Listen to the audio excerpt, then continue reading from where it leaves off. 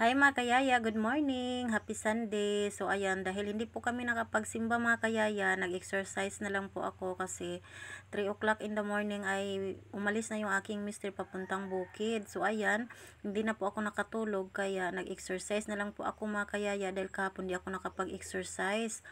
Masarap kasi sa pakiramdam mga kayaya pag maaga pa tayo napapawisan. Lalo na kasi nasanay na po ako na mag-exercise. So ayan, hinahanap-hanap po ng aking katawan na mapawisan ako. Padayon lang gyapon ta mga kayaya mag-exercise bisag wala ta nagniwang char. Pero bisag wala ta nagniwang mga kayaya kay dako jud tabang ni exercise sa atong lawas. So ako mao nga wala jud ko nagniwang mga kayaya bisag sige og exercise kay gakaon man pud ko, wala man ko gadayet sa akong kaon, pero usahay paggabi di na ko mukaon nagkanang panihapon mga kayaya. Ang ako lang nagakaon lang ko kanon kung adlaw, pero paggabi usahay ginaagwanta ko lang gyud, dili lang ko mukaon og kanon sa gabi kung unsa lang diha mga lagot mo lang hong ginakaon or sudan ana.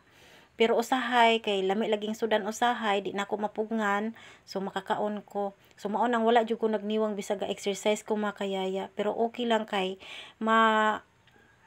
mapawisan man ta. Ang importante matunaw nato ato ang mga ginakaon, makagawas sa bad cholesterol ingon sila. So mao na nga gapaningkamot pud ko maka-exercise mga kayaya kay kanang labi na kay naman tay natay mga balatian ba. So dako man tabang ang mag-exercise kay para mulagsik atong lawas og kana bitawng makatunaw-tunaw pud sa atong mga kinaon no.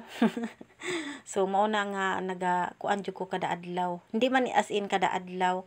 Alternate man ni akong pag-exercise mga kayaya kay usahay busy man lagi ta sa atong mga obligasyon.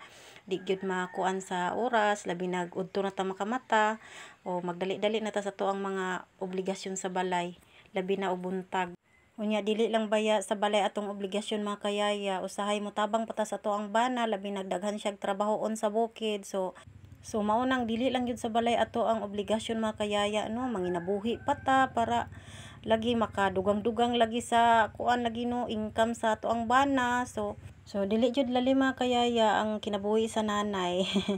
So mao ni nga gapaningkamot jud ta nga madugangan jud ang ato ang kalagsik sa atong lawas kay walay lain jud magtinabangay kundi ang bana ug ang asawa para kuan gaan ang pagpanginabuhi. So mao ni atong alagaan ang ato ang kaugalingon para mulagsik ta char. So mao lang sa ato akong ma-share sa inyo mga kayaya. Salamat sa inyong pagtanaw. Bye.